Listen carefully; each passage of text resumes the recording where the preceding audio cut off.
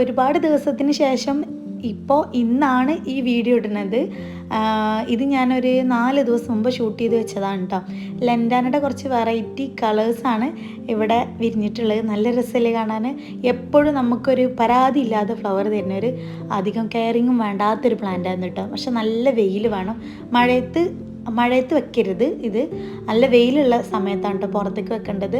അതുപോലെ അതിനെക്കുറിച്ച് ഞാൻ ഡീറ്റെയിൽ ആയി പറഞ്ഞൊന്നുമില്ല, പക്ഷെ ഒരുവിധം എല്ലാവർക്കും അറിയാതെ തോന്നുന്നു.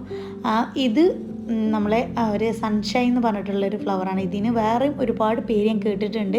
ഇതിൻ്റെ മൊട്ടാണ് കേട്ടോ ഇത്. നല്ല രസമല്ലേ കാണാൻ. ഇതിങ്ങനെ വന്നിട്ട് അതിൻ്റെ അകത്തുനിന്ന് കേട്ടോ ഫ്ലവർ വരെ ഞാൻ കാണിക്കാം.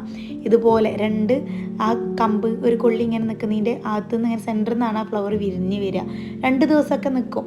നല്ല രസമാണ് കാണാൻ. മെയിനായിട്ട് ഇതിനും കെയറിങ് ഒന്നും വേണ്ട, നല്ല പൊരി വെയിൽ കിട്ടണം എന്നാൽ നല്ല ഫ്ലവർ ചെയ്യും കേട്ടോ.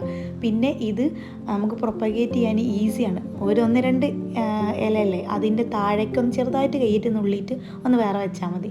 നല്ല രസം അതിൻ്റെ ലീഫൊക്കെ കാണാൻ. അപ്പോൾ ഇന്നത്തെ വിശേഷം, ഫ്ലവേഴ്സിൻ്റെ വിശേഷം ഇത്രേ ഉള്ളൂ. നിങ്ങൾക്ക് ഇഷ്ടപ്പെട്ടിട്ടുണ്ടെങ്കിൽ ലൈക്ക് ചെയ്യുക, ഷെയർ ചെയ്യുക, കമൻറ്റ് ചെയ്യുക. താങ്ക്